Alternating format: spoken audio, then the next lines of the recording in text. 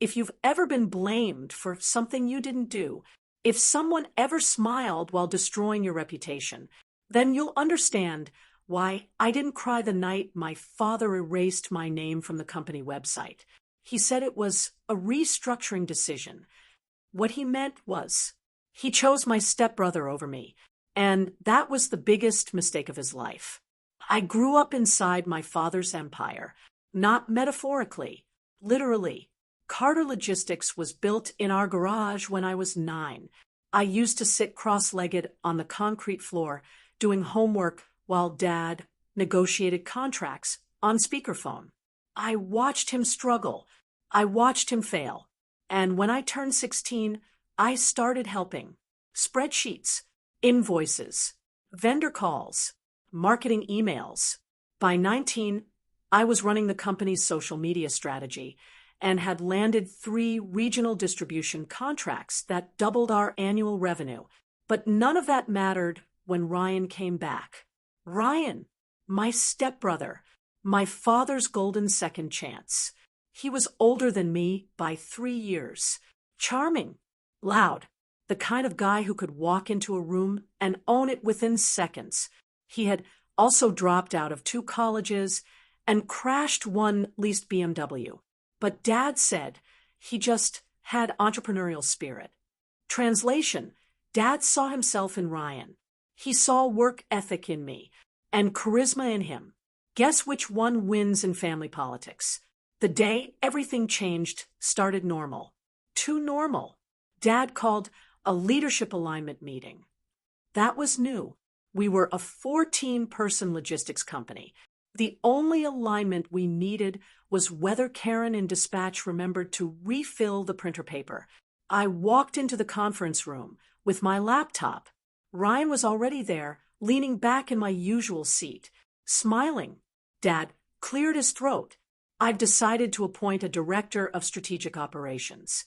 My stomach tightened. That was my role. Unofficially, yes, but everyone knew it. And I think Ryan is ready. The room went quiet. Even Karen stopped chewing her gum. I waited for Dad to look at me. He didn't. Instead, he slid a printed document across the table. Effective immediately, Ryan will oversee vendor contracts, marketing approvals, and financial reporting. Marketing approvals? Financial reporting? That was my access, my login, my systems, my work. I felt heat rise to my face. Dad, I said carefully, Ryan doesn't even know our back-end software. Ryan laughed. Relax, sis. I'll figure it out. It's not rocket science. Dad nodded. Emma, you'll assist him during transition. Assist him. I built the department. I trained the team. I signed half our vendor relationships. And now I was assistant. Within 2 weeks, everything began unraveling. Invoices delayed. Shipments misrouted. Vendor complaints rising. Ryan kept blaming legacy system confusion. But I noticed something else. Money was moving strangely. Marketing budget doubled without campaigns launching. Consulting fees appearing under vague vendor names. When I asked Ryan, he brushed me off. Executive decisions. Don't worry your pretty little brain. That was the first time he'd said something like that in front of staff. Dad laughed, actually laughed. And that's when I stopped trying to win emotionally and started thinking strategically. They forgot one thing. Before Ryan took over, I had built the digital infrastructure, and I never gave up master credentials. Officially, yes, Ryan had admin control, but I had built layered access, cloud backups, automated reports, mirror drives, because when you build something from scratch, you protect it quietly. One night, long after everyone left, I logged in remotely. I wasn't looking for revenge. I was looking for answers. And I found them. Ryan wasn't just mismanaging funds. He was siphoning them. Small amounts at first. $3,000 labeled as brand consultation. $7,500 under market expansion research. all routed to a newly registered RLM Holdings. I searched the registry. Registered owner, Ryan Miller, my stepbrother, my father's chosen successor. He wasn't confused. He was stealing. I stared at the screen for a long time. My hands were steady. My breathing wasn't.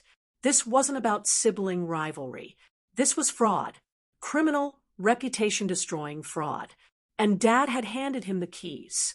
If I exposed it, immediately Dad would deny it. He would say it was a misunderstanding. He would protect Ryan. So I did nothing. For 3 days, I gathered everything. Transaction logs, transfer confirmations, bank routing trails, email approvals. And then I found the fatal mistake. Ryan had approved one transfer from Dad's personal authorization login, which meant one thing. He knew the password, and Dad never gave it to him. The annual Carter Logistics Client Appreciation Gala was 1 week away. Biggest night of the year. Top clients, investors, community leaders. Dad always gave a speech about integrity and family values in business. Ryan was scheduled to speak this year, Director of Strategic Operations. I almost laughed when I saw that on the program. Perfect timing. The night of the gala, the ballroom glowed in gold and white, crystal chandeliers, live jazz band, projected slideshow of company milestones. My milestones. Ryan looked sharp in a tailored navy suit. Dad looked proud. I stood near the back, quiet, observing. When Ryan stepped up to the podium, applause filled the room. He smiled like a king. Carter Logistics has always been about trust, he began. Trust. The irony nearly made me choke. Behind him, the projector displayed company growth charts. Charts I designed. Halfway through his speech, I walked to the AV technician. I need to update slide 12, I whispered calmly. He hesitated. I'm authorized, I said, showing him my badge, which still worked, because Dad forgot to deactivate it. Slide 12 flickered. Ryan paused mid-sentence. The growth chart disappeared, replaced by a transaction log. $7,500, RLM Holdings. $12,000, RLM Holdings. $5,200, RLM Holdings. Ryan froze. The room murmured. He forced a laugh. Technical glitch. Then the next slide appeared. Corporate registry, screenshot. Owner Ryan Miller. Silence spread like fire. Dad stood up. What is this? I stepped forward, microphone in hand. It's called internal auditing. The room was dead quiet. Over the past 6 weeks, I continued, voice steady. Company funds were redirected to a private LLC owned by our Director of Strategic Operations. Ryan lunged toward the AV table. Too late. The final slide appeared. Transfer authorized under Dad's personal login. Gasps. Ryan's face drained white. I was going to reinvest it. He stammered. Dad looked at him, then at me, then at the screen. You use my password? Ryan said nothing, and silence is confession. The rest happened quickly. Clients left early. The board requested emergency review. Dad didn't yell. He didn't defend Ryan. He just looked old, very old. Ryan tried to blame accounting errors, tried to say I fabricated reports. But digital timestamps don't lie. Server logs don't lie. Bank trails don't lie. Within 48 hours, Ryan was removed. Accounts frozen. Legal review initiated. He avoided criminal charges only because Dad repaid the missing funds personally and settled quietly. But the damage? Irreversible. 3 days later, Dad came to my apartment. No assistant, no authority, just him. I was wrong, he said. Not loud, not dramatic, just broken. I thought leadership was confidence. I forgot its character. I didn't cry. I didn't gloat. I just nodded. Do you want the position back? he asked. Director of Strategic Operations. Officially. Publicly. Everything I built. I thought about it carefully. I'll take it, I said, but not because you're offering. He looked confused. I'm taking it because I earned it. Ryan moved out of state within a month.